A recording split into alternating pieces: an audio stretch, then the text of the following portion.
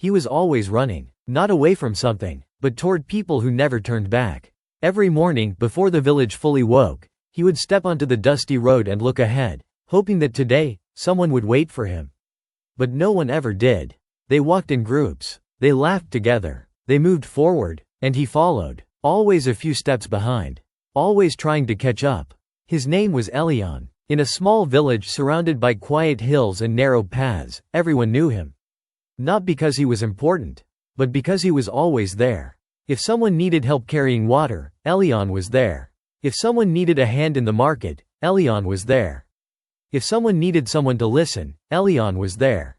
Always ready, always willing, always giving, and yet, no one ever stayed for him. When people walked together, Elion walked behind them. When people spoke, Elion listened. When people needed, Elion gave. But when Elion needed, there was only silence. At first, he didn't question it. He believed something simple. If I keep being good, if I keep helping, they will see me. So he tried harder. He carried more. He gave more. He smiled more. Even when he was tired. Even when his hands ached. Even when his heart felt strangely heavy. But the more he tried, the less he seemed to matter. There were moments that stayed with him. Small ones. Quiet ones. Painful ones. Like the day he walked beside a group of villagers, offering to help them with their load. They accepted, without hesitation, without gratitude, and when the road split, they kept walking, without looking back. Elion stood there for a moment, holding the empty basket he had just carried for them, watching their backs disappear. He told himself it didn't matter. But something inside him felt smaller. Another day, he called out to someone he thought was a friend. The man heard him, paused, then turned, not toward him, but toward someone else, and Elion's voice faded into the wind. These moments added up, not loudly, not all at once, but slowly, like drops of water filling a quiet cup. Until one day, the cup was full. It happened on a long road outside the village. The sun was high, the air was still, and Elion was once again following. Ahead of him walked a group, talking, laughing, alive in a way he never quite felt.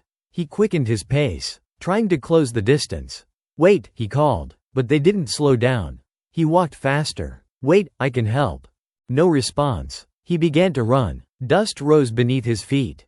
His breath grew heavier. His chest tightened. Still, they didn't turn. And then, something inside him broke. Not loudly, not suddenly, but deeply. His steps slowed, then stopped. For the first time, Elion did not chase. The road stretched ahead of him. The people kept walking. Their laughter faded, and Elion stood still. The silence around him felt different, heavy, but honest. He looked down at his hands. Rough, tired, always reaching, and a question rose within him, one he had never asked before. Why am I always the one chasing? The answer did not come immediately. But the feeling did. Exhaustion, not just in his body, but in his spirit. He walked slowly to the side of the road and sat beneath a tree. For once, he did nothing. No helping, no following, no trying, just stillness. Time passed. The sun moved. The world continued. And then, a voice broke the silence. "You look like someone who has been running for a long time." Elion looked up. An old man stood nearby. Simple clothing, calm eyes, the kind of presence that felt steady. Elion gave a small, tired smile. "I have," he said. The old man sat beside him. "Not too close, not too far. Tell me," the man said gently, "what are you chasing?" Elion looked toward the road. "People," he answered. "And have you caught them?" the old man asked. Elion shook his head. The old man nodded slowly. Then, after a moment, he picked up a small stick and drew a line in the dirt. "Let me show you something," he said. He drew two small shapes. One ahead, one behind. "This is you," he said, pointing to the one behind. "And this is everyone else." Then he moved his finger forward. "The more you chase." He slid the front shape further away. "The further they go." Elion watched quietly. Then the old man did something different. He erased the lines and placed the two shapes side by side. "But when you stop chasing," he said softly, "you give people the chance to walk beside you."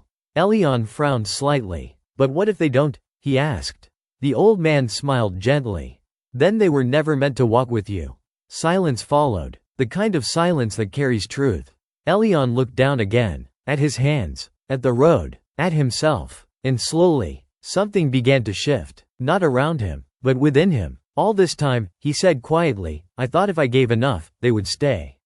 The old man nodded. And what did it cost you? He asked. Elion didn't answer right away. Because now, he could see it clearly. It had cost him his time, his energy, his peace, but more than that, it had cost him himself. The old man stood up. Go back, he said. Elion looked up. Back? He asked. The old man smiled. Not to chase, he said, but to stand. And with that, he walked away. Elion sat there a little longer, letting the words settle, letting the silence speak. Then slowly, he stood, and for the first time, he did not look for anyone ahead of him. He simply walked back toward the village. But something was different. He did not rush. He did not call out. He did not try to be seen. He just walked. Days passed, and something quiet began to change. When people asked for help, he paused, not out of anger, not out of pride, but out of awareness. Sometimes he said yes, sometimes he said no, and for the first time, both felt right. He no longer followed behind others. He walked his own path.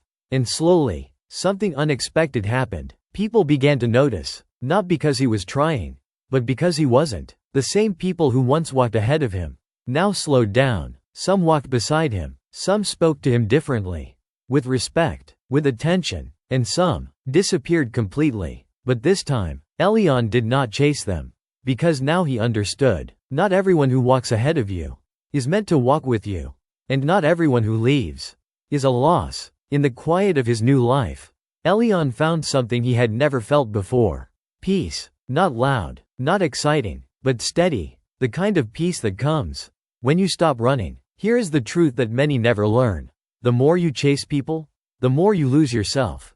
And the moment you stop is the moment you begin to find who you truly are. Because real connection is not forced, real respect is not chased, and real belonging does not require you to run. It requires you to stand. So if you have been like Elion, always reaching, always giving, always chasing, maybe it's time to stop. Not because you don't care, but because you finally care about yourself. And when you do, everything changes. If this story spoke to you, take a moment, reflect on your life. Who are you chasing, and why? Comment below. I choose myself. Like this video if you believe self-worth begins within. Share this with someone who needs this message. And subscribe for more timeless stories that will change how you see life. Because sometimes, the moment you stop chasing is the moment everything finally finds you.